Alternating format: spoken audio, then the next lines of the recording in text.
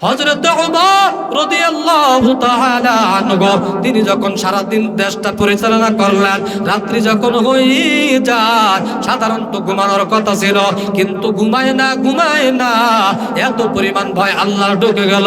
হযরত ওমর রাদিয়াল্লাহু তাআলা আনহু রাত্রি যখন হয়ে যায়, হযরত ওমর তার খাদেম আসলামকে নিয়ে কেমন যেন ওই মক্কার অলিতে গলিতে ওই পাহাড়িয়া রাস্তা দিয়ে হাঁটে, কেমন যেন তিনি খোঁজ খবর নিতেছেন আমার এই দেশের মধ্যে কে যেন না খেয়ে আছে, কে কোন সমস্যার মধ্যে আছে, না জানি একটা প্রাণীও না খেয়ে মারা যদি যায়, আমি ওমর ওই কাঠগড়ায় আল্লাহর সামনে দণ্ডায়মান হতে হবে, এই একটা ভয় হযরত ওমর রাদিয়াল্লাহু তাআলা আনহুকে রাত্রে বেলা ঘুমাইতে দেয় না। আসলামকে নিয়া কেমন যেন সে ওমর রাদিয়াল্লাহু তাআলা আনহু ওই মক্কার জমিনে রাস্তা দিয়ে হাঁটতেছেন, গভীর রাত সবাই যখন ঘুমিয়ে পড়েছে, হযরত ওমর রাদিয়াল্লাহু তাআলা আনহু তার খাদেমকে নিয়ে রাস্তার দিকে আর সামনের দিকে অগ্রসর হইতেছেন, কেমন যেন দূর থেকে মিটি মিটি আলো আর গুনগুনে কান্নার আওয়াজ। হযরত ওমর রাদিয়াল্লাহু তাআলা আনহু সামনের দিকে অগ্রসর, এমনি করে সামনের দিকে অগ্রসর, কেমন যেন একটা ঝুপড়ি ভাঙ্গা ঘরের মধ্যে মিটি মিটি আলো দেখা যায়, আর বাচ্চা মানুষের কান্নার গুনগুনে আওয়াজ কেমন শুনতে পায়। হযরত ওমর রাদিয়াল্লাহু তাআলা আনহু ওই বাসার সামনে গিয়া কেমন যেন হাজির হয়ে গেলেন। ঘরের বাহির থেকে হযরত ওমর সালাম দেয়, আসসালামু আলাইকুম ইয়া আহলাল বাইত, কিন্তু ঘরের দরজা খুলে না। আপনাদেরকে বলে, যদি অনেক রাত্রে বেলা ও পদ্মার আড়ালের মা একজন যদি অপরিচিত মুখ যদি আপনাকে ডাকে, আপনি দরজা খুলবেন? বলে না না। কেন? যখন আপনাকে ভাবি বলে সম্বোধন করবে দরজা খুলবেন না, কারণ এর মধ্যে হিংসটক আছে, ভয়ঙ্কর রূপ আছে, মাবি বললে ঢাকা খোলা যাবে না।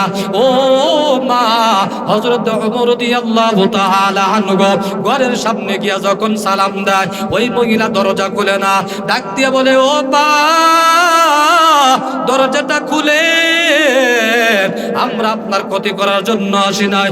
ওই মহিলা কেমন যেন দরজাটা খুলে দেয়, দরজাটা খুলতে দেরি হযরত ওমর সামনের দিকে তাকাইয়া দেখে দুইটা সন্তান বেবে কেমন যেন কান্না করতেছে, চোখ দিয়ে বেবে পানি পড়তেছে, আর ওই মহিলা একটু আগুন ধরাইয়া পাতিলের মধ্যে পানি দিয়েছে, আগুনের মাধ্যমে কেমন যেন পাতিলের পানিগুলা টকবক করতেছে। ও গোপালপুরের মুসলমান, ও যুবক ভাই, ও পদ্মা আলের মা, বলেন তো পাতিলের মধ্যে পানি দিয়া যদি আগুন দেওয়া হয়, চাউল যদি না দেওয়া হয়, ভাত হবে নাকি? কখনো হবে না। না না, মহিলা তো শুধুমাত্র তার সন্তানকে কান্না বন্ধ করার জন্য কেমন যেন বাহানা করতেছে, কেমন যেন বুঝাইতেছে, রান্না হইতেছে, ওই সন্তানগুলো ক্ষুধার কারণে কান্না করতেছে।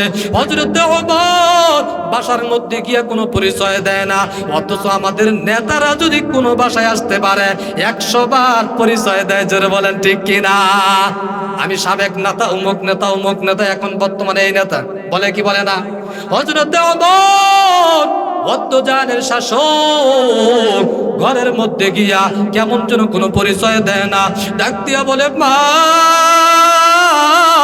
কেন আপনার ওই সন্তানগুলো কান্না করতেছে? ও মা, আপনার ঘরে কোনো চাউল নাই, আপনি যত পানি গরম করেন না কেন ভাত রান্না হবে না। ও মা, আপনার সন্তানগুলো কেন কান্না করে? মহিলা চোখের পানি ছেড়ে ডাক দিয়ে বলে, এরে যুবক, আমার সন্তানগুলো কয়েকদিন হলো কোনো খাবার নাই। এ কথা বলার পরে হযরত ওমরের চোখ দিয়া বে পানি পড়তেছে।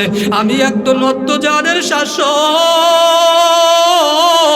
যদি আমার দেশের মধ্যে যদি একটা বিড়ালও যদি না খেয়ে মারা যায়, আমি ওমরকে আল্লাহর কাঠগড়ায় হিসাব দিতে হবে, কৈফিয়ত করতে হবে।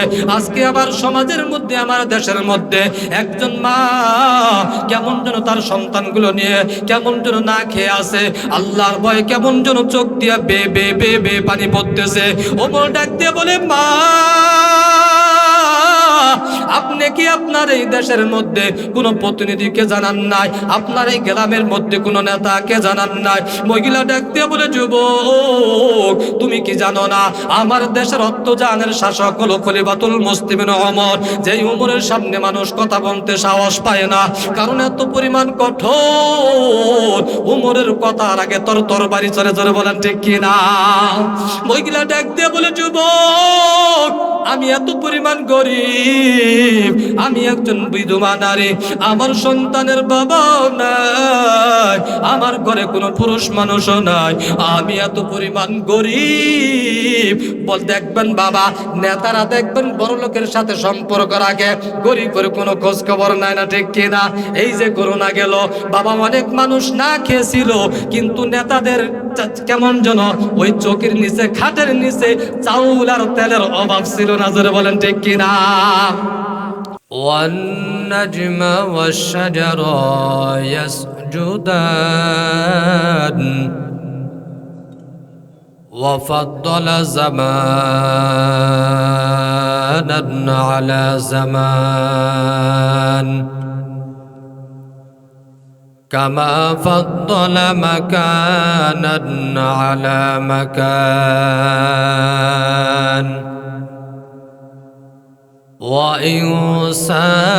وإنسانا على إنسان ونشهد أن لا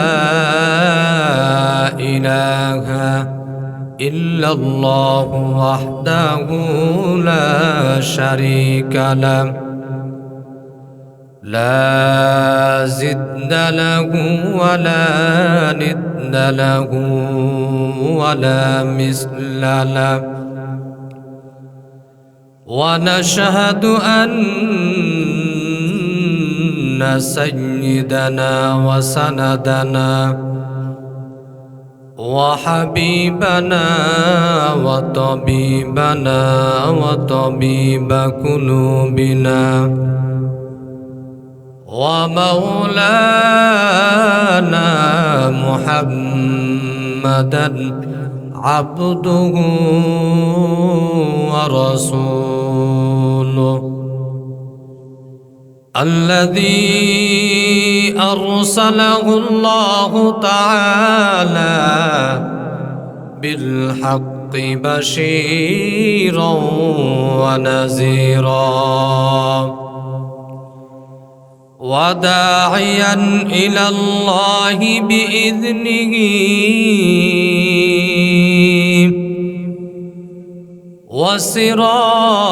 وسراجا وقمرا منيرا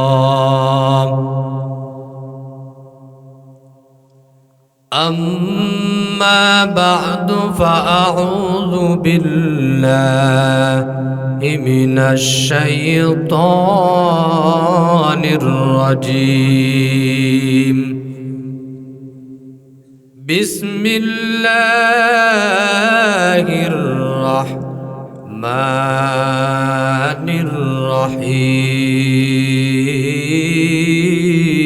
الرحيم يا أيها الذين آمنوا اتقوا الله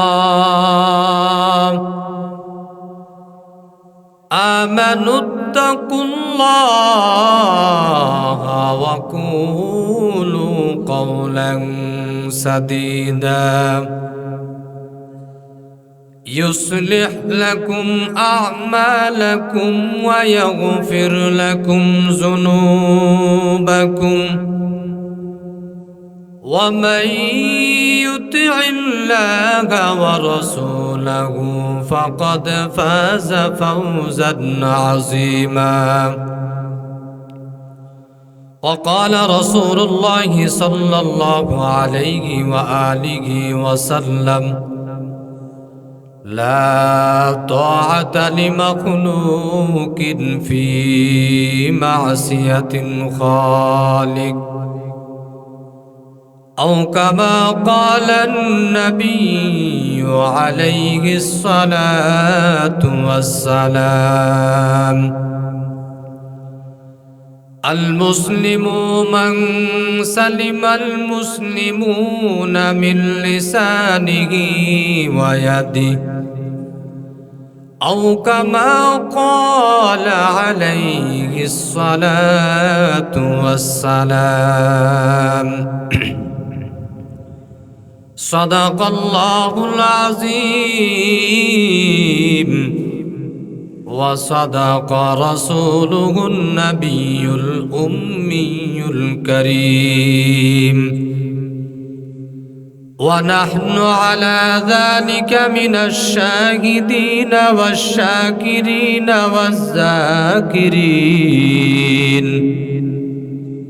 والحمد لله رب العالمين আমার সাথে জবানে পড়ি اللهم صل على روح محمد في الأرواح وعلى جسد محمد في الأجساد وعلى قلب محمد في القلوب وعلى قبر محمد في القبور محمد آكر كفر کو مٹایا کفر کو مٹا کر صداقت کو بتایا کفر کو مٹا کر صداقت کو بتایا بلغ العلا بکمالہ كشف الدجى بجماله حسنت جميع خصاله صلوا عليه وآله لا إله إلا الله গোপালপুরে আল্লাহর জিকির করতে কোনো সরকারিভাবে বাধা আছে? তাহলে উচ্চ আওয়াজে লা ইলাহা ইল্লাল্লাহ লা ইলাহা ইল্লাল্লাহ লা ইলাহা ইল্লাল্লাহ লা ইলাহা ইল্লাল্লাহ। ভাই সাউন্ড ক্লিয়ার করেন, গলা টানতেছে। لا إله إلا الله لا إله إلا الله ألا يا ساقنا القصر المعلى ستدفن عن قريب في التراب له ملك ينادي كل يوم لدول الموت وبنون الخراب قليل العمر في دار دنيا ومرجعنا إلى بيت التراب لا إله إلا الله لا إله إلا الله لا إله إلا الله لا إله إلا الله لا إله إلا الله الله الله الله الله الله الله الله الله الله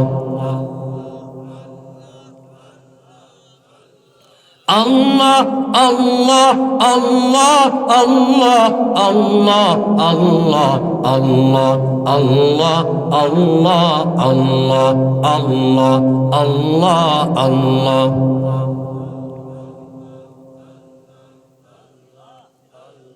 আল্লাহ আল্লাহ আল্লাহ আল্লাহ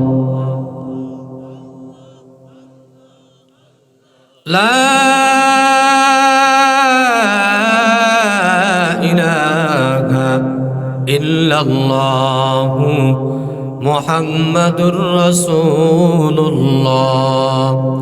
সাল্লাল্লাহু আলাইহি ওয়াসাল্লাম سبحانك لا علم لنا إلا ما علمتنا إنك أنت العليم الحكيم رب زدني علما رب زدني علما رب زدني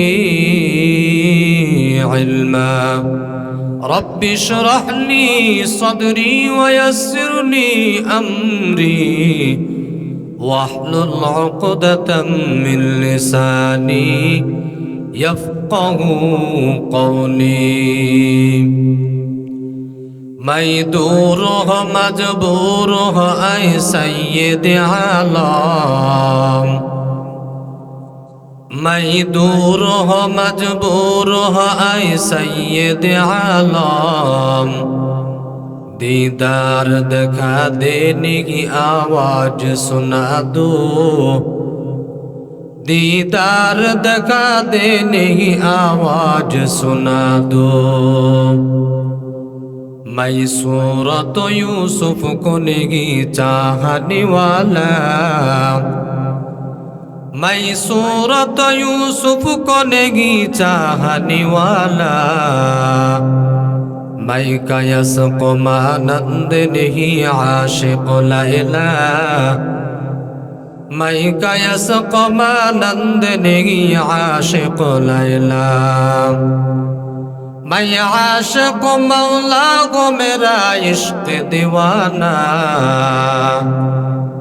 मैं आशिक मौला को मेरा इश्क दीवाना ए जुमला जहाँ जिसकी तजल्ली से उजाला ए जुमला जहाँ जिसकी तजल्ली से उजाला ए दुनिया में से गुले भाई শুধু আসা যাওয়ার খেলা ঘর চোখ বুঝিলে দেখবি রে মন কে আপনার কে বাপর কথা থেকে আগমন কথা যেতে হবে রে কে আনিল কি কারণে জানা নাই এ ভবেতে सुनो हाफिज बतू गुयम के गुलता जानमी मानत अगर मानत सभी मानत सभी दीगर नमी मानत दीप्त कंठ हाफिज कहे फुलता जा की राय कखनो एक রাতরো কি দুরাতরো হায় ভুল বুঝিস না তোর জীবন নদী পথে নৌকা চালাও ও হে বাজি ভাই বেলা ডুবার আগে আমি ওপার উঠতে চাই ডুবে গেলে বেলা যে আর উঠে না ভেঙে গেলে মেলারে আর সে তো জমে না মরণ থেকে যতই পালাও মরণ তোমায় নিবে গিরি যদিও সুদূর আকাশ পানে লুকাও সেথায় লাগিয়ে সিঁড়ি আইনা মা তাকুনু ইউদরিকুমুল মাউতু ওয়ালাউ কুনতুম ফি বুরুজিম মুশাইয়াদা চিলাবাড়ি জামে মসজিদের উদ্যোগে নবম বার্ষিক ইসালে সওয়াব মাহফিল 3 দিন ব্যাপী 22, 23 ও 24 জানুয়ারি 2026 আজ সমাপনী দিনের অর্থাৎ শনিবার সমাপনী অধিবেশনের সম্মানিত সভাপতি, প্রধান অতিথি, বিশেষ অতিথিবৃন্দ, মুআজ্জাজ মুকাররম, জাতির মাথার মুকুট, জাতির কর্ণধার, দ্বীনের রাহাবার, দ্বীনের পাহারাদার, ওরাসাতুল আম্বিয়া হযরত উলামা ইকরাম, দূর দূরান্ত থেকে আগত আল্লাহ পাকের আশিকিন, জাকিরিন, শাকিরিন, মুহিব্বিন, মুরব্বিয়ান, কলিজার টুকরা সমবয়সী যুবক ভাই ও বন্ধুগণ, স্নেহের ছোট ভাই, পদ্মার আড়ালে অবস্থানরত সম্মানিতা মা ও বোনেরা, দয়াময় আল্লাহ পাকের দরবারে লাখো কোটি শুকর ও সুজুদ যে মহান রব্বে কারীম আমাদেরকে এই ফিতনা ফাসাদের জামানায় সহিহ তরিকায় কোরআন ও সুন্নাহর ভিত্তিতে ইখলাস ও রুহানিয়াতের সমন্বয় আপনাদেরকে ধৈর্য সহকারে এসে বসে শুনবার, শ্রবণ করবার, আমি অধমকে কিছু কথা বলবার যে মহান রব সুযোগ করে দিয়েছেন, সে মহান মালিকের দরবারে একসাথে এক আওয়াজে, উঁচু আওয়াজে জিহ্বা নাড়িয়ে সকলে কালিমাতুশ শুকর আদায় করি আলহামদুলিল্লাহ। আজকের এই আয়োজনে আপনারা খুশি না বেজার? যদি খুশি হন, এতগুলো লোক, অনেক লোক, প্যান্ডেল ভরে গিয়েছে। আমার মনে হয় আজকের প্রধান আকর্ষণ, প্রধান আলোচক যিনি হযরত মাওলানা বাসু আনসারী সাহেব হাফিজাহুল্লাহ, উনি যখন বসবেন মনে হয় জায়গায় হবে না, ঠিক না? এতগুলা লোক, তো আপনাদের আওয়াজে মনে হচ্ছে আপনারা আজকের এই সমাপনী অধিবেশনের অনুষ্ঠানে মনে হয় আপনারা খুশি না? খুশি না বেজার? যদি খুশি হন, আবারও সেই রব্বে কারীমের দরবারে কালিমাতুশ শুকর আদায় করি আলহামদুলিল্লাহ।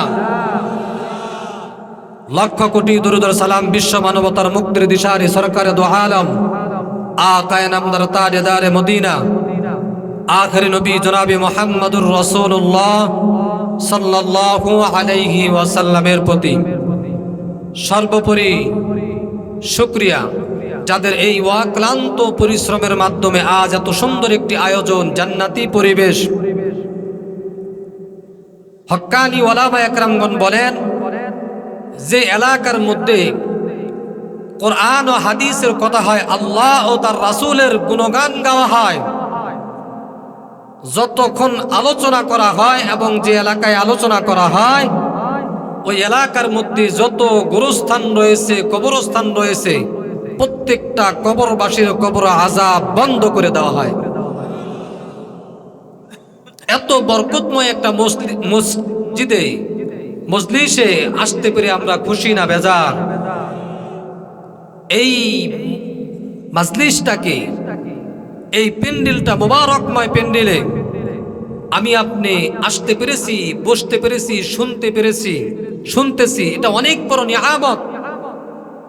কারণ যেই দিন প্রথম মিটিং হয়েছে এই এলাকার মধ্যে 3 দিন ব্যাপী, এরকম ভাবে 22, 23, 24 ওয়াজ মাহফিল হবে, ওই দিনই কেউ না কেউ নিয়ত করেছে আজকের এই মাহফিলে থাকবেন, ওয়াজ শুনবেন। কিন্তু হঠাৎ মেডিকেলের মধ্যে আপনজন অসুস্থ, দৌড় মেডিকেল, এরকম আছে না? আবার এমনও কিছু সৌভাগ্যবান ব্যক্তি আছে যারা আগে জানতেও না, কিন্তু মেহমান বাড়িতে আসছে বা রাস্তা দিয়ে যাচ্ছে, যেহেতু ওয়াজ মাহফিল একটু শুনেই যাই, বসে পড়েছে, এরকমও আছে, ঠিক কিনা? এজন্য এই সমস্ত মজলিসে আল্লাহ যাকে কবুল করেন সেই আসতে পারেন, ঠিক কিনা?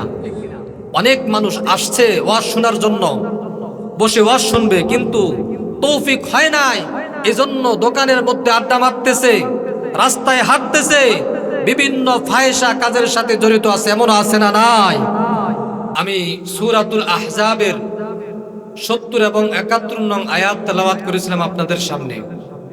বিশ্বনবী জনাবে মুহাম্মদুর রাসূলুল্লাহ সাল্লাল্লাহু আলাইহি ওয়াসাল্লামের অসংখ্য অগণীয় হাদিস শরীফের মধ্য হতে 2টি হাদিসের অংশ পাঠ করেছি। যদি আল্লাহ আমাকে হিম্মত তৌফিক দান করেন তাহলে উক্ত আয়াত এবং হাদিসের উপর কিছুক্ষণ আলোচনা পেশ করব ইনশাআল্লাহ। আপনারা থাকবেন না ভাগবেন? আওয়াজ করবেন, থাকবেন না ভাগবেন? কে কে থাকবেন একটু হাত দুটো উঠে দেখাই। লিল্লাহি তাকবীর, নারায়ে তাকবীর। আল্লাহ প্রত্যেককে কবুল করেন। লাগবে না এটা। আল্লাহ বলেন, ইয়া আইয়ুহাল্লাযীনা আমানুত্তাকুল্লাহ, ইয়া আইয়ুহাল্লাযীনা আমানুত্তাকুল্লাহা ওয়া কুলু কাওলান সাদীদা يصلح لكم أعمالكم ويغفر لكم ذنوبكم ومن يطع الله ورسوله فقد فاز فوزا عظيما। আল্লাহ বলেন, হে দুনিয়ার মুমিন, চাই নারী হও পুরুষ হও, শিক্ষিত আর মূর্খ, আলেম আর আওয়াম, নেতা আর কর্মী, ইমাম আর মুসল্লি, মূল কথা প্রত্যেক মুমিনদেরকে উদ্দেশ্য করে আল্লাহ বলেন, ইত্তাকুল্লাহ, আল্লাহকে ভয় করো। কাকে ভয় করার জন্য বলেছেন? এই আয়াতের মধ্যে আল্লাহ দুইটা আদেশ করেছেন। কয়টা আদেশ? একটু আওয়াজ করতে হবে। কয়টা আদেশ করেছেন? এই যে সামনে নির্বাচন আসতেছে, নেতা 1 কাপ করে 10 টাকার চা খাওয়াবে। এই চা খাইয়া আমার নেতা, তোমার নেতা বলে অমুক ভাই তমুক ভাই, কি বলবে না? 10 টাকার চা খেয়ে গলা ফাটিয়ে ঘন্টাকে ঘন্টা মিছিল করবে, ঠিক কিনা? অথচ এই ওয়াজের ময়দানে বসে যেখানে একবার সুবহানাল্লাহ বললে আল্লাহ বলে, বান্দা আমি আল্লাহ তোর আমলনামায় 100 নেকি লিখে দিব। শুধু তাই না, এই বর্ণনা আসছে একবার সুবহানাল্লাহর আওয়াজ আল্লাহর কাছে এত দামি, আল্লাহ বলে ওই বান্দার জন্য জান্নাতের মধ্যে এত বড় একটি ফলের বাগান তৈরি করা হবে। দ্রুতগামী ঘোড়া যদি 500 বছর দৌড়ায়, বাগানের এক মাথা থেকে অপর মাথা গিয়ে পর্যন্ত শেষ করতে পারবে না। অথচ এখানে আমরা সুবহানাল্লাহ আলহামদুলিল্লাহ বলতে রাজি না। আমার নেতার চরিত্র ফুলের মতো পবিত্র, নামাজ পড়ে না এক ওয়াক্ত, এগুলা খুব বলবে। 10 টাকার চা খেয়ে জবান, ইমান, আমল সব বিক্রি করে দেয়।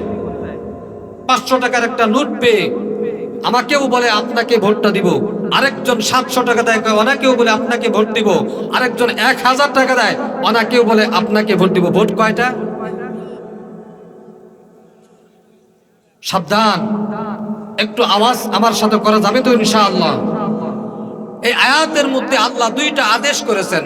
1 নাম্বার ইত্তাকুল্লাহ, হে দুনিয়ার মুমিন আমি আল্লাহকে ভয় করো। কাকে ভয় করার জন্য বলেছেন?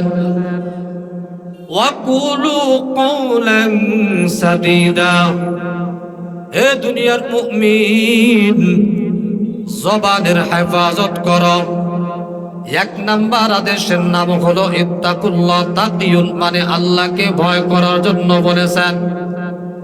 2 নাম্বার আদেশ আমার আল্লাহ বলেন, ওয়া কুলু কাওলান সাদীদা, হে দুনিয়ার মুমিন আমি আল্লাহ তোমাকে যে জবানটা দিয়েছি, যে জিহ্বাটা দিয়েছি, হে গোপালপুরের মুসলমান, এই জবানের হেফাজত করার জন্য আল্লাহ বলেছেন। 1 নাম্বার আদেশের নাম আল্লাহর ভয়, 2 নাম্বার আদেশের নাম হলো জবানের হেফাজত। আমি আল্লাহ তোমাকে যে জিহ্বা নামক জবান দিয়েছি, আমি আল্লাহ। এ যুবক, ও পদ্মার আড়ালের মা, ও বৃদ্ধ বাবা, আমার আল্লাহ জানাইয়া দেয় 1 নাম্বার আদেশের নাম আল্লাহর ভয়টা অন্তরে ঢোকা, 2 নাম্বার আদেশ জবানের হেফাজত করা। এই 2টা আদেশ যদি কোনো বান্দা পূর্ণাঙ্গ ভাবে মানতে পারে, আমার আল্লাহ জানাইয়া দে ওই বান্দার জন্য নগদেই 2টা পুরস্কার। 1 নাম্বার পুরস্কার ইউসলিহ লাকুম আ'মালাকুম। এ দুনিয়ার মুমিন, এর গোপালপুরের মুসলমান, ও যুবক ভাই, ও পদ্মার আলের মাগো, আমরা যে নামাজ পড়ি, পড়েন কি পড়েন না? কে কে নামাজ পড়েন হাত উঠান। লিল্লাহি তাকবীর। যারা পড়েন আল্লাহ ওদেরকেও পড়ার তৌফিক দান করেন, সকলে বলে আমিন। আল্লাহ দুইটা পুরস্কারের কথা ঘোষণা করেছেন। এক নাম্বার, ইউসলিহ লাকুম আ'মালাকুম। এ বান্দা, দুনিয়াতে যে কিছু আমল করো না কেন, নামাজ, রোজা, হজ, যাকাত, কোরআন তেলাওয়াত, এক কথায় যত ইবাদত হতে পারে, আমরা যে সকল ইবাদত গুলো করি, এই ইবাদতের মধ্যে ভুল ত্রুটি হয় কি হয় না? আপনাদের মনে হয় হয় না? হয়। আমি বক্তারও হয়। আল্লাহ বলে ইউসলিহ লাকুম আ'মালাকুম। এ বান্দা, দুইটা আদেশ যদি মানতে পারো, দুইটা পুরস্কার নগদে আমি আল্লাহ দিয়ে দিব। এক নাম্বার আদেশ ইত্তাকুল্লাহ, দুই নাম্বার আদেশ ওয়াকুলু কাওলান সাদীদা। এক নাম্বার আদেশ আল্লাহর ভয়, দুই নাম্বার আদেশ জবানের হেফাজত। এই জবান দিয়ে যা বলবা, সত্য বলবা, সঠিক বলবা, সরল বলবা। খবরদার খবরদার খবরদার, এই জবান নামক নিয়ামত দিয়ে মিথ্যা বলবা না, অসৎ বলবা না। আরে বাবা, তুমি কখনো ধোঁকাবাজি করবা না, জবান দিয়ে চগল করে করবা না, গীবত করবা না, শাকায়াত করবা না, অন্যের নামে অপবাদ দিবা না। এই দুইটা আদেশ যদি বান্দা মানতে পারো, আমার আল্লাহ দুইটা পুরস্কার দিবেন। এক নাম্বার পুরস্কার, ইউসলিহ লাকুম আ'মালাকুম। আমরা দুনিয়ার মধ্যে যতগুলো আমল করি, এই আমলগুলা করতে গিয়া বান্দা ত্রুটি হয়ে যায়, ত্রুটি হয়ে যায়, ভুল হয়ে যায়। আমার আল্লাহ জানাইয়া দেন, আমি আল্লাহ তোমার এই ত্রুটি যুক্ত আমলগুলাকে ত্রুটি মুক্ত করে দিব। এক নাম্বার পুরস্কার কি? আল্লাহ ত্রুটিযুক্ত আমলগুলাকে ত্রুটি মুক্ত করে দিবেন। দুই নাম্বার পুরস্কার, ওয়ায়াগফির লাকুম যুনুবাকুম। আল্লাহ বলে, এ বান্দা, দুনিয়াতে এসেছো, দুনিয়াতে আইসা শয়তানের ডকায় পড়ে গুনাহ করি কি করি না? আপনারা করেন কিনা? এ বাবা, এখানে এমন কেউ নাই, কেউ বলতে পারবেন না যে আমার জিন্দেগিতে কোনো গুনাহ নাই, বলতে পারবেন নাকি? যদিও একজন এমপি, একজন নাস্তিক বলে ফেলেছিল আমার কোনো গুনাহ নাই, বলছিল কিনা? এ বাবা, আপনারা কেন? আমি বক্তাও বলতে পারবো না যে আমার কোনো গুনাহ নাই। এ বাবা, যদি গুনাহ না থাকে, আমার আপনার নবী পয়গম্বর আলাইহিস সালাতু ওয়াস সালাম, যার কোনো গুনাহ নাই, আছে সামনেও গুনাহ নাই, পিছনেও গুনাহ নাই, গোপনেও গুনাহ নাই, প্রকাশ্যেও গুনাহ নাই। ওয়াল আউয়াল ওয়াল আখির ওয়াজ যাহির ওয়াল বাতিন ওয়া হুয়া বিকুল্লি শাইইন আলিম।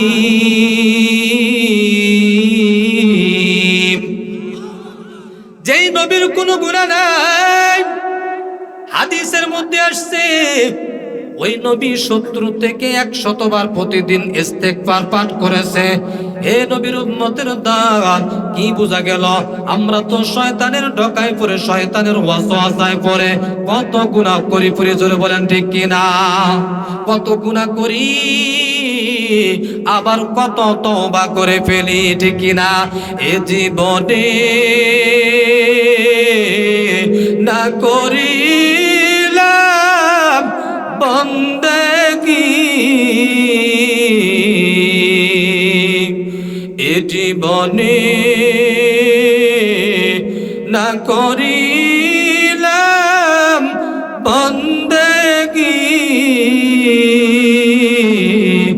গুনাহ করে কাটাইলাম জিন্দেগি, গুনাহ করে কাটাইলাম জিন্দেগি। জিন্দেগি তওবা করে কত তওবা ভাঙ্গিলা তওবা করে কত তওবা ভাঙ্গিলাম অবশেষে খাঁটি তওবা করিলাম অবশেষে খাঁটি তওবা করিলাম।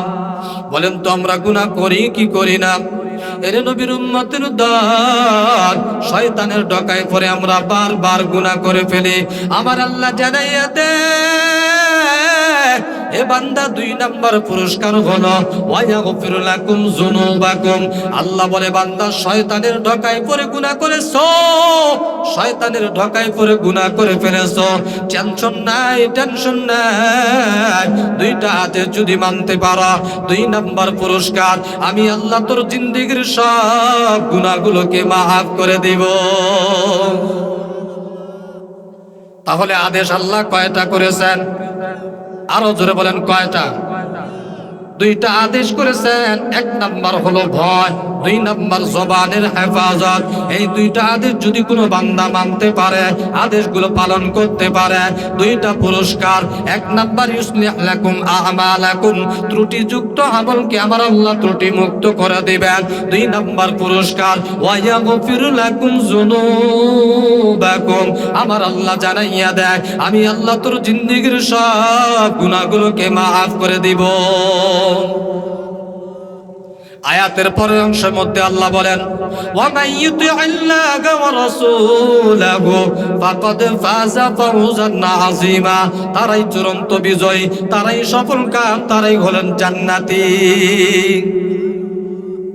এর নবীর উম্মতের দল 2টা আদেশ করেছেন।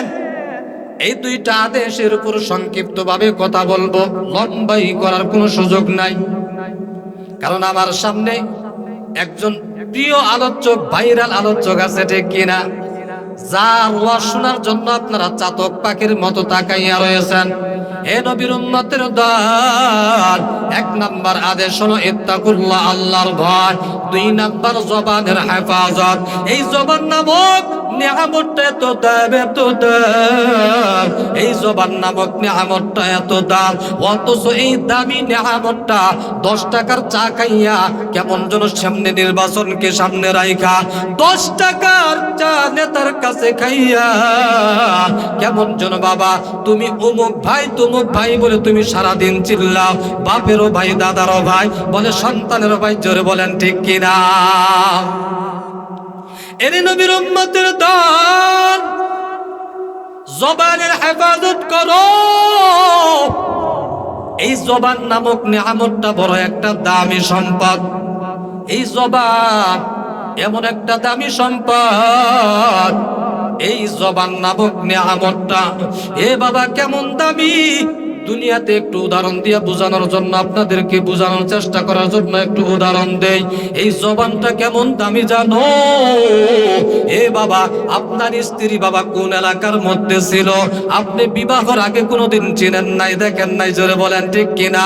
এ বাবা, কেমন যেন ঘটক গিয়া প্রস্তাব দেয়, আপনার বিবির সাথে যখন বিবাহটা ঠিক হয়ে যায়, ওই বাসর ঘরে ঢুকিয়া কেমন যেন ওই যেন কাজীকে সামনে রাখিয়া, ইমাম সাহেবকে সামনে রাখিয়া এই জবান নামক নিয়ামত কাজে লাগাইয়া, যেই মেয়েটা আপনার জন্য ছিল হারাম, দেখা ছিল হারাম, কথা বলা ছিল হারাম, এই বাবা তার সামনে যাওয়া ছিল হারাম, এই জবান নামক জিহ্বা নামক নিয়ামতটা ব্যবহার করিয়া ইমাম সাহেবকে সামনে রাখিয়া 3 বার বললা কবুল, 1 বার কবুল বলেছ। এই বাবা কেউ কেউ 3 বার বলে। এই কবুল বলার কারণে যে মেয়েটা ছিল হারাম, ওই মেয়েটা এখন হয়ে গেছে হালাল স্ত্রী, জোরে বলেন ঠিক কিনা? যেহেতু এত দামি জবান, আবার এই জবানটা উল্টা ব্যবহার করেন। ও বৃদ্ধ বাবা, ও যুবক ভাই, ও পদ্মা আলের মাগো, এখানে অনেক মুরব্বী আছেন 70টা বছর আপনার বিবির সাথে একই খাটের সাথে একই বিছানার সাথে পিঠটা লাগাইছেন না? এ বাবা, স্ত্রীর জন্য কি পরিমাণ পাগল পারা হয়ে গেলেন, স্ত্রীর জন্য বড় পাগল। ও বৃদ্ধ বাবা, 70টা বছর একসাথে এক খাটে ঘুমাইলেন, আজকে ওয়াজ শুনিয়া যদি হাসি তামাশার মাধ্যমেও যদি বলেন 1 তালাক 2 তালাক 3 তালাক, খাটে আর থাকা যাবে না রে বাবা না। এই জবান নামক নিয়ামত দিয়ে বাবা, জিহ্বা দিয়ে তুমি বললা কবুল কবুল। এ বাবা, এই কবুল বলার মাধ্যমে একটা অপরিচিত একটা মেয়ে বাবা, যার সাথে দেখা করা হারাম ছিল, যার সাথে কথা বলা হারাম, এই জবান নামক নিয়ামতটা দিয়ে শুধু কবুল বলেছো, জায়েজ হয়ে গেল। আবার এই জবান দিয়ে যদি 1 তালাক 2 তালাক 3 তালাক বলো, এ বাবা, কেমন যেন তোমার সাথে একেবারে দেখা আগের মতো হারাম, ঠিক কিনা? এর নবীর উম্মতের দল, এই জবান কত বড় দামি জানো? এই জবান, এ বাবা, এই জবান নামক নিয়ামতটা দিয়া এ বাবা একজন পাক্কা কাফের। আপনাদের এলাকায় হিন্দু আছে না নাই? জোরে বলেন, আছে না নাই? যদি থাকে বলেন, না থাকে বলেন না। আপনাদের এলাকার মধ্যে যদি হিন্দু একজন থাকে, রাগ করবেন না বাবা, বুঝানোর জন্য বলতেছি। বলেন তো উনি কি জাহান্নামের আসামি না জান্নাতের মেহমান? আরো জোরে বলেন। এ বাবা, উনি যদি এখন বলে পড়ে লা ইলাহা ইল্লাল্লাহু মুহাম্মাদুর রাসূলুল্লাহ, বলেন তো জান্নাতের মেহমান হবে কি হবে না? নবী আমার জানাইয়া দে, যার শেষ কথা হয় লা ইলাহা ইল্লাল্লাহ দাখালাল জান্নাহ। সুবহানাল্লাহ। এর নবীর উম্মতের দল একজন পাক্কা কাফের, জাহান্নামের আসামি, মরতে দেরি, জাহান্নামে যাইতে দেরি না। এই জবান নামক নিয়ামতটা যদি বলে লা ইলাহা ইল্লাল্লাহ, অন্তরে বিশ্বাস করে আল্লাহ ছাড়া কোনো ইলাহ নাই, কোনো মাবুদ নাই। এ বাবা, এই জবান নামক নিয়ামত নিয়ে কালিমাটা পড়লো, মুখে উচ্চারণ করলো, অন্তরে বিশ্বাস করলো, এতটুকু সময় জবান দিয়া যদি নিয়ামতটা কাজে লাগায়, আমার আল্লাহ জানাইয়া দে, পাক্কা কাফের যদি হয় জান্নাতের মেহমান হয়ে যাবে। জোরে বলেন সুবহানাল্লাহ। আবার আমি বক্তা সাহেব পাগড়ি লাগাইছি, আপনারা অনেক মুরব্বী আছেন 50 বছর যাবত নামাজ কাজা করেন নাই। এ বাবা, কোরআন তেলাওয়াত করেন, জিকির আজকার করেন, ইবাদত বندگی সব সময় করেন। আজকে যদি এই মঞ্চের মধ্যে পেন্ডেল থেকে যদি বলেন আমি আল্লাহকে মানি না, আপনি যদি 13 হাত পাগড়িও লাগান, যদি আপনার জুব্বা দিয়ে যদি এলাকাটা ঝাড়ু দেওয়া হয়, বলেন তো বাবা, আপনার জন্য জান্নাত না জাহান্নাম? আমি একটু, যেহেতু ভূমিকা বলার সময় নেই, এই জন্য একটু ভূমিকার মতোই আর কি করতেছি। তাহলে জবানের দাম আছে না নাই? এ বাবা, এই জবান দিয়া যদি কোনো মুমিন মুত্তাকিন যদি বলে আমি আল্লাহকে মানি না, আল্লাহ তো পরের কথা। এ বাবা, যেই বিষয়ের উপর ঈমান আনা ফরজ, ওই বিষয়ের কোনো একটা যদি বলে, অথবা আল্লাহকে মানে, কোরআন মানে না, বলেন তো জান্নাতি না জাহান্নামী? এক কথা, যদি এই জবান নামক নিয়ামতটা যদি ভালো কাজে লাগাও, তোমার আমল নামায় কি লেখা হয়ে যাবে? খারাপ নামায় যদি খারাপ কাজের মধ্যে লাগাও, তোমার এই জবান নামক নিয়ামত দিয়ে গুনাহ লেখা হয়ে যাবে। জোরে বলেন ঠিক কিনা? এ বাবা, এই জবানে যদি পড়ো লা ইলাহা ইল্লাল্লাহ, সব লেখা হবে। জবান দিয়ে যদি গান গাও বান্দা, গুনাহ লেখা হবে। জোরে বলেন ঠিক কিনা? এই জন্য আমার আল্লাহ দুইটা জিনিসের আল্লাহ পাক আদেশ করেছেন। 1 নাম্বার আদেশ ইত্তাকুল্লাহ, আল্লাহকে ভয় করার জন্য বলেছেন। 2 নাম্বার জবানের হেফাজত। এর নবীর উম্মতের দল 1 নাম্বার আদেশ হলো আল্লাহকে ভয় করার জন্য বলেছেন। কাকে ভয় করার জন্য? এমপি সাহেবকে, মন্ত্রী সাহেব, শেখ হাসিনা, খালেদা জিয়া, জামাতে ইসলাম? না রে বাবা না, আল্লাহকে ভয় করার জন্য বলেছে। জোরে বলেন ঠিক কিনা? আল্লাহ বলেন ইত্তাকুল্লাহ, আমি আল্লাহকে ভয় করো। আল্লাহ পাক রব্বুল আলামিনকে ভয় করার জন্য বলেছেন। ভয়ের নাম তাকওয়া। জোরে বলেন ভয়ের নাম কি? আরো জোরে বলেন। ভয়ের নাম তাকওয়া। যিনি ভয় করে তাকে বলা হয় মুত্তাকি। কি বলা হয়? একটু বুঝতে হবে। 1-1.5 ঘন্টা আলোচনা শুনলেন, কিচ্ছু বুঝলেন না, কোনো ফায়দা হবে? ভয়ের নাম তাকওয়া। যিনি ভয় করে তাকে বলা হয় মুত্তাকি। সুবহানাল্লাহ। আর যিনি মুত্তাকিন হবে, তিনি চূড়ান্ত বিজয়ী, তিনি হবেন জান্নাতি। ইন্নালিল মুত্তাকিনা মাফাজান হাদাইকা ওয়া আহনাবা। যারা মুত্তাকিন তারা চূড়ান্ত বিজয়ী, তারা জান্নাতি। এ বাবা, আল্লাহ বারবার তাকওয়ার কথা কেন বললেন? এ বাবা, কোরআনের শুরুতেও আল্লাহ তাকওয়ার কথা বলেছেন।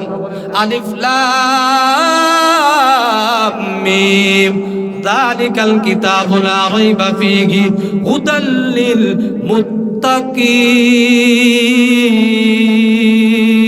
মুত্তাকিন। এই কালামে জিন্দা কুরআনে হাকিম, হিকমতে উলা ইয়াজালাস্তু কাদিম, জামিউল আলবা ফিল কুরআনে হাকিম, তাকাসুরাত আনহু আফহামুর রিজালিন, বাকা কুরআন কালামুল্লাহ তশনু কদিমাস্তি লায়নুর। যালিকাল কিতাবু লা রাইবা ফীহি হুদাল লিল মুত্তাকিন। বলেন তো এটা কোরআনের শুরুতে না শেষে? আরো জোরে বলেন। মনে হয় কোরআন শরীফ পড়েন না। শুরুতে না শেষে? সূরা বাকারার শুরুতেই আল্লাহ তাকওয়ার কথা বলেছেন। এরে গোপালপুরের মুসলমান, কোরআনের শুরুতে আল্লাহ তাকওয়ার কথা বলেছেন। কোরআন নাজিলের শেষ আয়াত, এরপরে আর কোনো আয়াত নাজিল হয় নাই। ওয়াত্তাকু ইয়াওমান তুরজাউনা ফীহি ইলাল্লাহ। ভয় করো এই দিনকে, যেই দিন আল্লাহর সামনে দণ্ডায়মান হতে হবে। ওই দিনের নাম কিয়ামতের দিন। ওই দিনের মালিক মালিক ইয়াউমিদ্দিন, প্রতিফল দিবসের মালিক। কোরআন নাজিলের শেষ আয়াত, ওয়াত্তাকু ইয়াওমান তুরজাউনা ফীহি ইলাল্লাহ। ভয় করো আল্লাহকে। আল্লাহ কোরআনের শুরুতেও তাকওয়ার কথা বললেন, কোরআনের শেষেও তাকওয়া, কোরআনের ভিতরেও আল্লাহ তাকওয়ার কথা বলেছেন। ইন্না আকরামাকুম ইনদাল্লাহি আতকাকুম। আল্লাহর কাছে ওই ব্যক্তি সবচাইতে প্রিয় যার মধ্যে থাকবে অধিক পরিমাণে তাকওয়া, আল্লাহর ভয়। কোরআনের শুরুতেও তাকওয়া, কোরআনের শেষেও তাকওয়া, কোরআনের ভিতরেও তাকওয়া। আল্লাহ কেন বারবার তাকওয়ার কথা বলেছেন? এর নবীর উম্মতের দল, ও বৃদ্ধ বাবা, ও পদ্মার আলের মা গো, আজকে কেমন যেন সন্তান মা বাবাকে ভয় করে, এজন্য মা বাবার সামনে উল্টা পাল্টা করে না। জোরে বলেন ঠিক কিনা? ছাত্র শিক্ষকের সামনে উল্টা পাল্টা করে না, ভয়। ঠিক কিনা? বিচারপতির সামনে আসামি উল্টা পাল্টা করে না, কারণ বিচারপতির প্রতি বড় ভয়। আজকে মানুষ যদিও শিক্ষককে ভয় করে, যদিও মা বাবাকে ভয় করে, যদিও সাপকে দেখে ভয় করে, সব কিছু দেখে ভয় করলেও মানুষ আল্লাহকে দেখে ভয় করে না। জোরে বলেন ঠিক কিনা? এর নবীর উম্মতের দল, যদি আল্লাহর ভয়টা থাকতো তাহলে একজনও গুনাহ করতাম না। জোরে বলেন ঠিক কিনা? করতাম? আজকে আল্লাহর ভয় নাই, ভয় নাই আল্লাহ। আজকে আমাদের মধ্যে যদি আল্লাহর ভয় থাকতো তাহলে জবান দিয়ে উল্টা পাল্টা কথা আসতো, ফায়সা কথা আসতো বাবা, মিথ্যা বলতে পারতাম। যিনি আল্লাহকে ভয় করে উনি অন্যের নামে অপবাদ দিতে পারবে? পারবে না। আল্লাহর জন্য বারবার তাকওয়ার কথা বলতেছেন। কারণ আল্লাহর ভয় যদি অন্তরে ঢুকাও, বান্দা তোমার মাথার মধ্যে পিস্তল ঠেকে যাবে, গলার মধ্যে ছুরি ঠেকবে, তারপরে গুনাহ করতে পারবা না। জোরে বলেন ঠিক কিনা? এর নবীর উম্মতের দল আল্লাহ পাক তাকওয়ার কথা বলতেছেন, অথচ আমাদের মধ্যে আল্লাহর ভয় নাই। এ বাবা বুঝে শুনে বলবেন, বলেন তো আমার নবীর চাইতে দামি কোন পীর সাহেব আছে? কোন ওলি, কোন আউলিয়া? আবার আরেকটা ভেজাল আছে কি জানেন? সমাজের মধ্যে কিছু মানুষ আছে ওলি আউলিয়া মানতেছে না, এমন লোক আছে না? জোরে বলেন, আছে না নাই? আমরা তো ওলি বলতে কোনো গাঞ্জাখোরকে বলি না, আমরা তো ওলি বলতে তাদেরকে বুঝি যাদের কথা আল্লাহ কোরআনের মধ্যে বলেছেন, আলা ইন্না আউলিয়া আল্লাহি লা খাউফুন আলাইহিম ওয়ালা হুম ইয়াহজানুন আমানু ওয়া কানু ইয়াত্তাকুন। হে আউলিয়া একরাম, তোমাদের কোনো ভয় নাই, তোমরাই সফল কাম যদি দুইটা গুণ অর্জন করতে পারো। এক নাম্বার গুণ পরিশুদ্ধ ঈমান, দুই নাম্বার গুণের নাম হলো তাকওয়া। এই দুইটা গুণ যদি অর্জন করতে পারো, এক বচনে ওলি, বহু বচনে আউলিয়া। আমরা তো ওলি বলতে কোনো গাঞ্জাখোরকে বলি না। এ বাবা, একদম তো আছে ওলি আউলিয়া মানতে চায় না। বলেন তো বাংলার জমিনে ওলি আউলিয়া আছে না নাই? আউলিয়ারা কারে উকবা ইখতিয়ার, জাহেলারা কারে দুনিয়া ইখতিয়ার। মাইলে মুমিন সোয়ে মুমিন নিশাওয়াত, মাইলে কাফের সোয়ে কাফের নিশাওয়াত। আমরা তো ওলি বলতে তাদেরকে বুঝি যাদের কথা আল্লাহ কোরআনের মধ্যে বলেছেন, যাদের কথা রাসূল হাদিসের মধ্যে বলেছেন, বুখারীর হাদিসের মধ্যে বর্ণনা করেছেন। এর নবীর উম্মতের দল যার মধ্যে দুইটা গুণ থাকবে, এক বচনে ওলি, বহু বচনে আউলিয়া। এক নাম্বার গুণের নাম হলো পরিশুদ্ধ ঈমান, দুই নাম্বার গুণের নাম হলো তাকওয়া। তাকওয়া অর্থ ভয়, তাকওয়া অর্থ কি? আর জোরে বলেন, তাকওয়া অর্থ ভয়। এই দুইটা গুণ যার মধ্যে থাকবে, তাকে আমরা বলি ওলি, তাকে আমরা বলি আউলিয়া। জোরে বলেন ঠিক কিনা?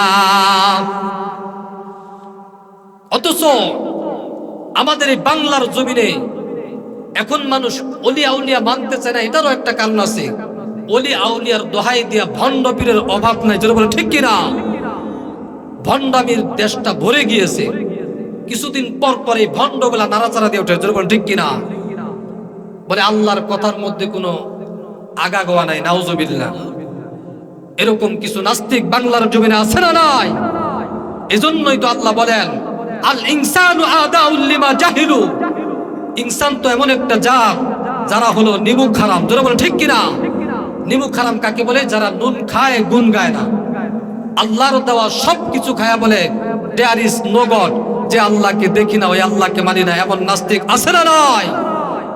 সাবধান, খুব কেয়ারফুল থাকবেন। আমার আল্লাহকে নিয়ে যদি কোনো বান্দা কটূক্তি করে, আমার বাবার বিরুদ্ধে কথা বলতে পারে, আমার মায়ের বিরুদ্ধে কথা বলতে পারে, আমার নেতার বিরুদ্ধে কথা বলতে পারে, আমার দেশের বিরুদ্ধে কথা বলতে পারে, কিন্তু আমার আল্লাহ এবং তার রাসূলের বিরুদ্ধে কথা বললে আমরা কাউকে ছাড় দেব না। বলে ঠিক কিনা?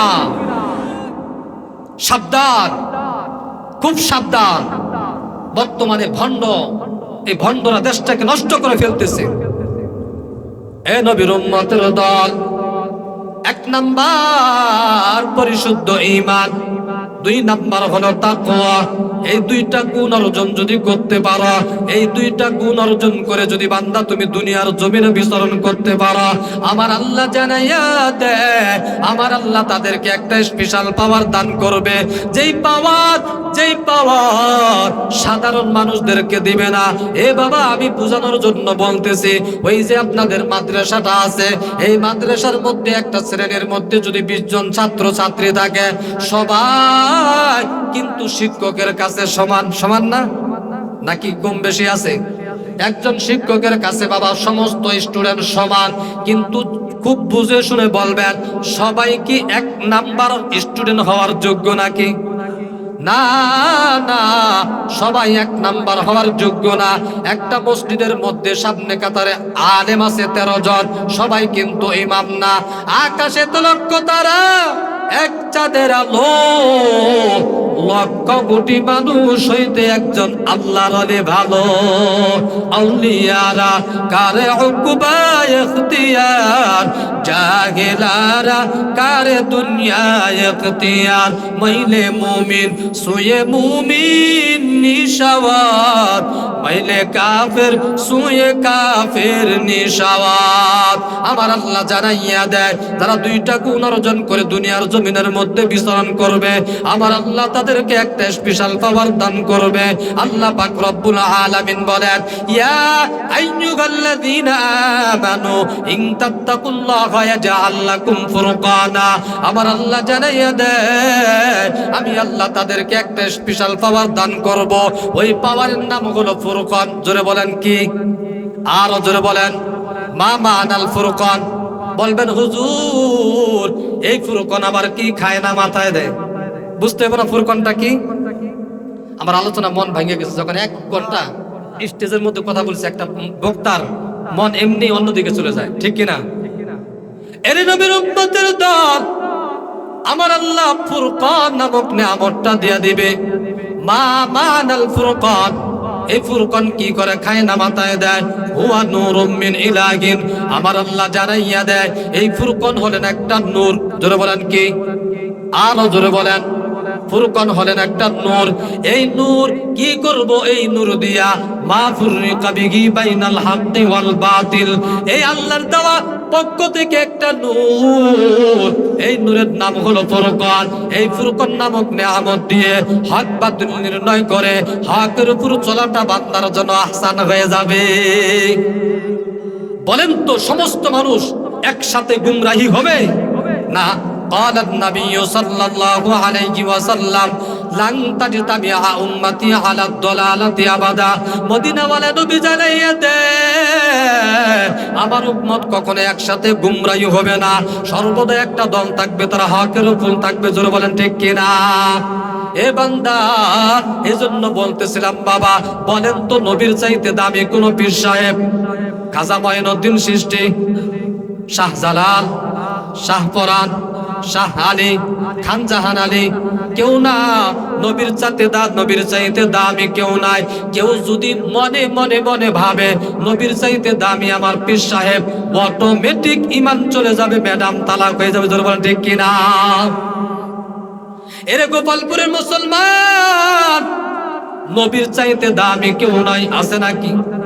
এ বাবা, এই নবীকে আমার আল্লাহ জানাইয়া দেয়, ইয়া আইয়ুহান নাবিয়্যুত্তাকিল্লাহ ওয়া লা তুতি'আল কাফিরিনা ওয়াল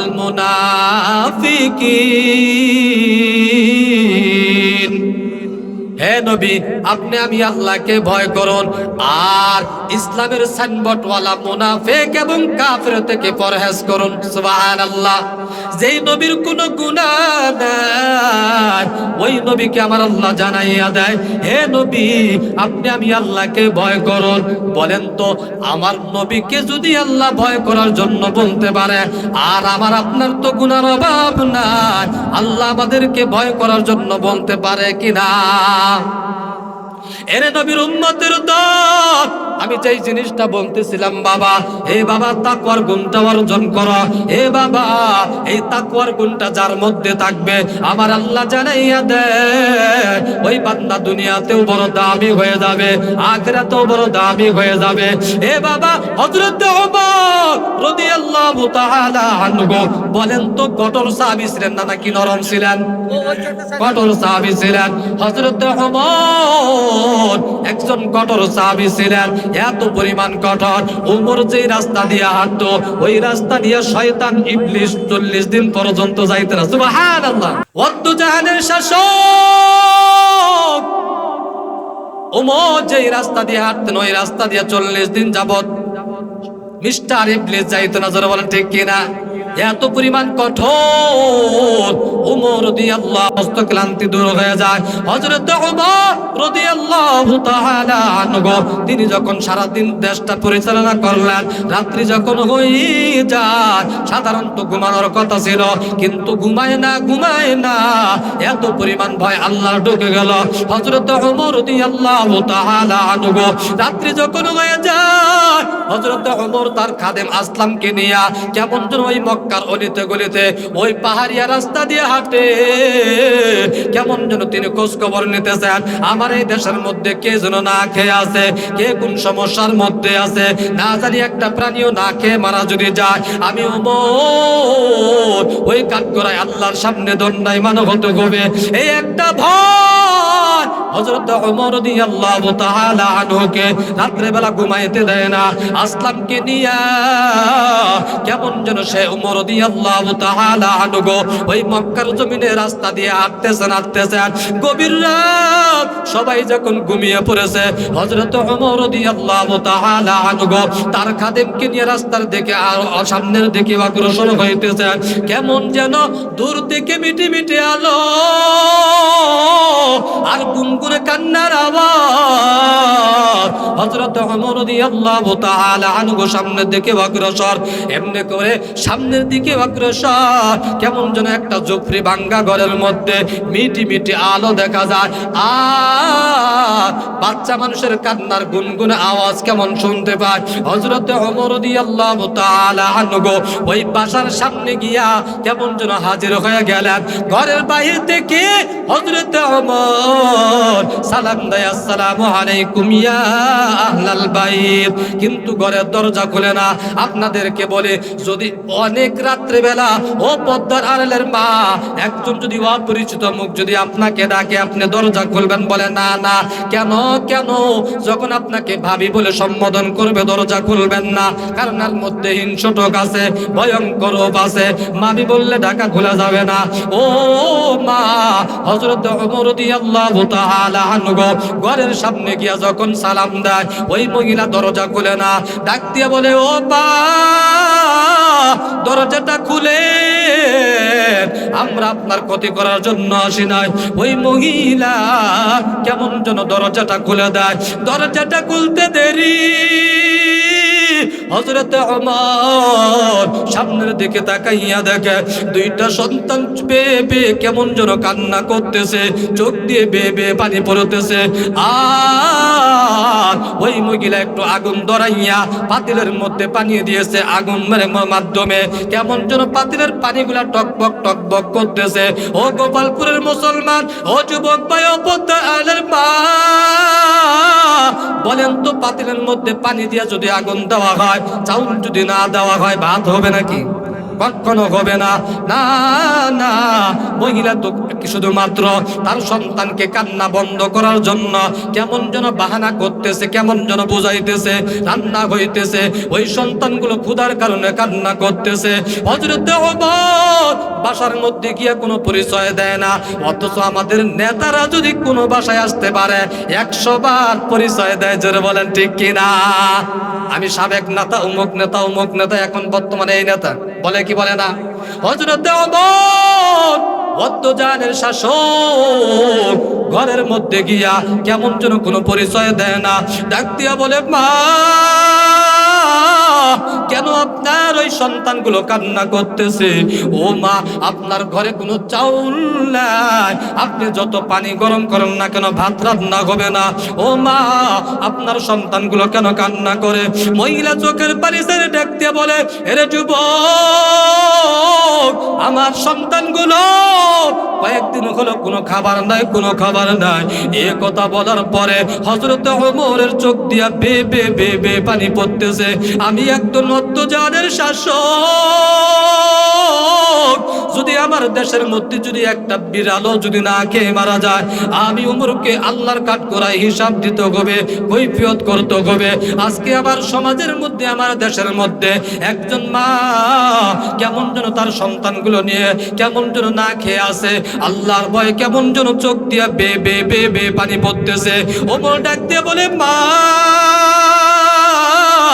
আপনি কি আপনার এই দেশের মধ্যে কোনো প্রতিনিধিকে জানান নাই? আপনার এই গ্রামের মধ্যে কোনো নেতাকে জানান নাই? মহিলা ডাক দিয়ে বলে, যুবক তুমি কি জানো না আমার দেশের অত্যাচারের শাসক হলো খলিফাতুল মুসলিমিন ওমর, যেই ওমরের সামনে মানুষ কথা বলতে সাহস পায় না, কারণ এত পরিমাণ কঠোর। ওমরের কথার আগে তরবারি চলে চলে, বলেন ঠিক কি না? মহিলা ডাক দিয়ে বলে, যুবক আমি এত পরিমাণ গরিব, আমি একজন বিধবা নারী, আমার সন্তানের বাবা নাই, আমার ঘরে কোনো পুরুষ মানুষও নাই, আমি এত পরিমাণ গরিব। বল দেখবেন বাবা, নেতারা দেখবেন বড় লোকের সাথে সম্পর্ক রাখে, গরিবের কোনো খোঁজ খবর নাই, না ঠিক কিনা? এই যে করোনা গেল বাবা, অনেক মানুষ না খেয়েছিল, কিন্তু নেতাদের কেমন যেন ওই চোখের নিচে, খাটের নিচে চাউল আর তেলের অভাব ছিল না, জোরে বলেন ঠিক কিনা?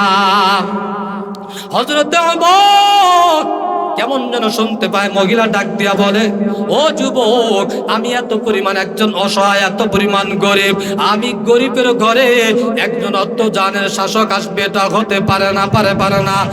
আর আমি কেমনে উমরের সামনে গিয়া বলবো, এই সাহসও আমার মধ্যে নাই। এ কথা বলার পর উমরের চোখ দিয়ে আগের থেকে বেশি কেমন যেন ঝর্ণার মতো, কেমন যেন টপ টপ টপ টপ করে বন্যা কেমন যেন পানি পড়তেছে, এত পরিমাণ ভয় ঢুকে গেল। ওমর ডাক দিয়ে বলে, মা দাঁড়ান, একটু অপেক্ষা করে আমি আপনার জন্য কিছু করতে পারি কিনা। ওই ঘর থেকে বের হয়ে হযরত ওমর রাদিয়াল্লাহু তাআলা আনহু বাইতুল মালের মধ্যে চলে গেলেন। বাইতুল মালের চাবি ছিল হযরত বেলাল রাদিয়াল্লাহু তাআলা আনহুর কাছে। ডাক দিয়ে বলে, বেলাল বাইতুল মালের দরজাটা দ্রুত খুলে দাও। বেলাল রাদিয়াল্লাহু তাআলা আনহু দরজা খুলতে দেরি, হযরত ওমর রাদিয়াল্লাহু তাআলা আনহু ওই বাইতুল মালের মধ্যে গিয়া সুন্দর একটা ফ্রেশ আটার বস্তা কাদের মধ্যে নিতেছে। কাদের মধ্যে নিতে দেরি, তার খাদেম আসলাম ডাক দিয়া বলে, এরে অত্যাচারের শাসক ওমর, আপনি তো একজন দেশের শাসক, একজন নেতা, একজন কেমন যেন গোলামের সামনে আটার বস্তা নিবে, এটা হতে পারে নাকি? আপনাদের এমপি যদি ওই যে সামান্য নেতার সামনে যদি এমপি সাহেব একটা বস্তা না, এটা মেনে নেবে? না না না, হতে পারে না। সংক্ষিপ্ত করে ফেলতেছে, বেয়াদবি মাফ করেন, আমি বড় আলোচককে সামনে রেখে কথা বলতেছে। হযরত ওমর রাদিয়াল্লাহু তাআলা আনহু আটার বস্তা নিতেছে। আসলাম ডাক দিয়ে বলে, ও খলিফাতুল মুসলিমিন ওমর, এটা হতে পারে না, পারে না। আমি আপনার খাদেম, আপনি আমার কাদের মধ্যে দিয়া দেন। আসলাম এই কথা বলার পর ওমর রাদিয়াল্লাহু তাআলা আনহু ডাক দিয়া বলে, আরে আসলাম বলো, যেদিন কিয়ামতের ময়দানে বাবা সন্তানদেরকে চিনবে না, মা বাবা সন্তানদেরকে চিনবে না, স্বামী স্ত্রীদেরকে চিনবে না, ভাই ভাইকে চিনবে না, নেতা কর্মীদেরকে চিনবে না, ইমাম সাহেব মুসল্লিদেরকে চিনবে না, ইমাম সাহেব মুসল্লিদেরকে চিনবে না, এ বাবা বক্তা শ্রোতাদেরকে চিনবে না। ইয়াউমা ইয়াফিরুল মারউ মিন নাকিহি ওয়া উম্মিহি ওয়া আবি ওয়া সাহিবাতিহি ওয়া বানি। আরে আসলাম বলো, তুমি আমাকে ওই যদি কঠিন কিয়ামতের ময়দানে যদি আমি ওমর একটা নেকির জন্য যদি আটকাইয়া যায়, যদি ধরা খেয়ে যায়, তুমি বলো, তুমি গ্যারান্টি দিয়ে দাও, তুমি আমাকে একটা নেকি দিয়া সাহায্য করবা। এ কথা বলতে দেরি আসলাম ডাক দিয়া বলে, মাফ করবেন ও খলিফাতুল মুসলিমিন ওমর, আল্লাহ জাতুর সিফাতের কসম, আমি আপনাকে একটা নেকি দিতে পারবো না, কারণ ওই দিন নবীরা পর্যন্ত নাফসি নাফসি করবে, কেউ কাউকে চিনবে না। ওই কঠিন মুসিবতের সময় আমি কিভাবে বাঁচবো, এই টেনশনে তো বাঁচি না। আসলামে কথা বলার পর হযরত ওমর রাদিয়াল্লাহু তাআলা আনহু ডাক দিয়া বলে, আরে আসলাম, তুমি যদি আমাকে ওই কঠিন মুসিবতের সময় একটা নেকি দিয়া যদি সাহায্য করতে না পারো, তাহলে আটার বস্তাটা আমাকে নিতে দাও। হযরত ওমর রাদিয়াল্লাহু তাআলা আনহু আটার বস্তা কাদের মধ্যে নিয়ে বেদন ওই মহিলার বাড়ির ঘরের মধ্যে গিয়া হাজির, ডাক দিয়া বলে ও মা, নাও নাও নাও, তাড়াতাড়ি আটার বস্তাটা নিয়ে নাও, তাড়াতাড়ি তোমার সন্তানদেরকে রুটি বানাইয়া খাওয়াইয়া দাও। কেমন যেন হযরত ওমর নিজেই সন্তানের মুখে খাবার খাওয়াইয়া দেয়, ওই মহিলাও তৃপ্তি সহকারে খায়। আর ওমর যাওয়ার সময় বলে যায় ও মা, আপনার আটার বস্তা শেষ হওয়ার আগে আপনি অমুক ঠিকানার মধ্যে চলে যাবেন। এ কথা বলতে দেরি আর ওই মহিলা ডাক দিয়া বলে, এরে যুবক, কি তোমার পরিচয় জানি না, কে সে? তুমি যুবক কথাকার, তুমি যুবক। হে যুবক, তুমি যদি আমার এই অদ্য জাহানের শাসক যদি খলিফাতুল মুসলিমিন ওমর না হইয়া তুমি যুবক যদি হইতা, আমাদের জন্য কতই না ভালো হয়ে যাইতো। এর নবীর উম্মতের দল এ কথা বলতে দেরি আর মহিলা ডাক দিয়া বলে, এরে যুবক, আমি যে তোমার কাছে ওমরের ব্যাপারে নালিশটা করলাম, ওমরের ব্যাপারে তোমার কাছে সালিশ দিলাম, বিচার দিলাম, ও যুবক, তুমি ওমরেরকে এই বিষয়টা জানাইও না, জানাইও না। যদি জানাইয়া দাও, ওমর আমার গর্দানটা কেটে ফেলবে, আমার সন্তানগুলো আরো বড় ইতিম হয়ে যাবে। এ কথা বলার পর হযরত ওমর রাদিয়াল্লাহু তাআলা আনহু তার সিংহাসনের মধ্যে চলে গেল।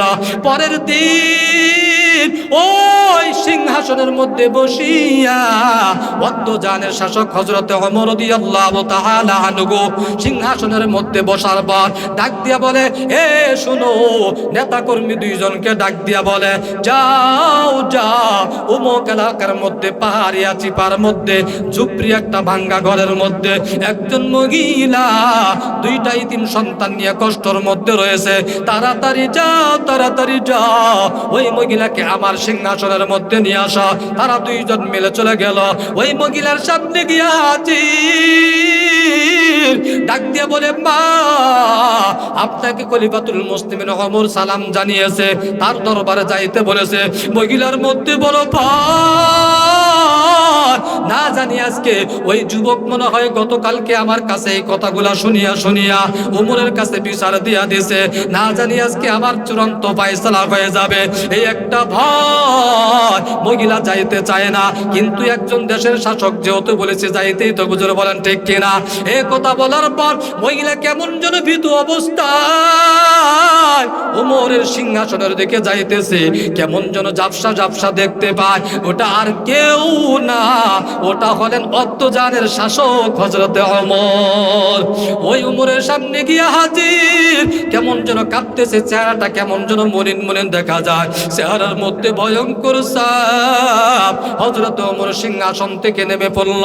ও মা, আপনার কোনো ভয় নাই, লা খাউফুন ওয়ালা তাহজান, ও মা, আপনার কোনো ভয় নাই, আপনার কোনো পেরেশানি নাই। ওমর রাদিয়াল্লাহু তাআলা আনহুর মাথার মধ্যে একটা পাগড়ি ছিল, ওই পাগড়িটা খুলিয়া কেমন যেন একটা মাথা তার গলার মধ্যে গাড়ের মধ্যে প্যাঁচ দিয়া দিল, আর একটা মাথা ওই মহিলার হাতের মধ্যে দিয়া দিল। ডাক দিয়া বলে, মা, একটা মাথা আমার গলার মধ্যে প্যাঁচ দিয়া দিলাম, বাঁধ দিয়া দিলাম, আর একটা মাথা আপনার হাতে। ও মা, আপনি আমাকে সারা আরবের মধ্যে মক্কা মদিনা কেমন যেন রাস্তা দিয়ে টেনে হেসরে হেসরে আপনি পুরা শহরের মধ্যে ঘুরাইয়া ঘুরাইয়া মানুষের ধারে ধারে গিয়া বিচার দেন। ও মা, ও মা, আল্লাহ জাত ও সিফাতের কসম, দুনিয়াতে কাদা ভালো, আখিরাতে কাদা ভালো না, জোরে বলে ঠিক কিনা? হযরত ওমর জানাইয়া দেন, মা, আপনি মানুষের ধারে ধারে গিয়া বিচার দেন, আমি আপনার উপর জুলুম করেছি, আমি আপনার খাবারটা সঠিক সময় পৌঁছায় দিতে পারি নাই। ও মা, তারপরও আপনি ওই আখিরাতে কঠিন ময়দানের সময় যখন কেউ কাউকে চিনবে না, হে বাবা, আজকে তুমি সন্তানের জন্য বড় পাগল, সুদের টাকা দিয়া সন্তানের মুখের হাসি ফোটাও। ও বাবা, আজকে তুমি সন্তানের জন্য বড় পাগল। ও মা, তুমি সন্তানের জন্য বড় পাগল, স্বামীর জন্য পাগল, স্বামীরা স্ত্রীর জন্য বড় পাগল। ও বাবা, তুমি আজকে দুনিয়ার মানুষকে খুশি করার জন্য হারাম পন্থে পৌঁছাইতেছ। ইয়াউমা ইয়াফিরুল মারউ মিন আখিহি ওয়া উম্মিহি ওয়া আবি ওয়া সাহিবাতিহি ওয়া বানি। এই বাবা, যেদিন কাল কিয়ামতের ময়দানে কেউ কাউকে চিনবে না, নবীরা পর্যন্ত নাফসি নাফসি করবে। ও কঠিন মুসিবতের সময় হযরত ওমর ডাক দিয়া বলে, ও মা আমি উমরের নামে নালিশ করিয়েন না। আল্লাহু আকবার। এই ছিল সাহাবা একরামদের ভয়। এমন তাকওয়া যদি আমার আপনার মধ্যে থাকে, দেশের মধ্যে দুর্নীতি হবে। এজন্য ভোট দেওয়ার সময় একটু চিন্তা ভাবনা করে দিয়েন, আর ভিতরে তাকওয়াটা ঢুকান। যার মধ্যে তাকওয়া থাকবে ওই ব্যক্তির মাথার মধ্যে পিস্তল ঠেকাইতে পারে, গলার মধ্যে ছুরি আসতে পারে, গুনাহ করতে পারে না। জোরবান ঠিক কিনা? যে কথাগুলো বললাম সর্বপ্রথম আমাকে এবং আপনাদেরকে আমল করা তৌফিক দান করুন বলে আমিন। বাবা, আমি আলোচনাটা গোছাই নিতে পারি নাই, ক্ষমা চাই। কারণ দুইটা, একটা হলো নেতা এসে 1 ঘন্টা আমার সামনে কথা বলে আর মন মেজাজ ঠিক থাকে, তারপরও এই ছোটা ফাটা আলোচনার মধ্যে যতটুকু করেছি, যদি সামনে সুযোগ হয় সাজিয়ে গুছিয়ে থেমে সুন্দর করে আলোচনা করবো ইনশাআল্লাহ। ওয়া মা তাওফীকি ইল্লা বিল্লাহ। আসসালামু আলাইকুম ওয়া রাহমাতুল্লাহি ওয়া বারাকাতুহু।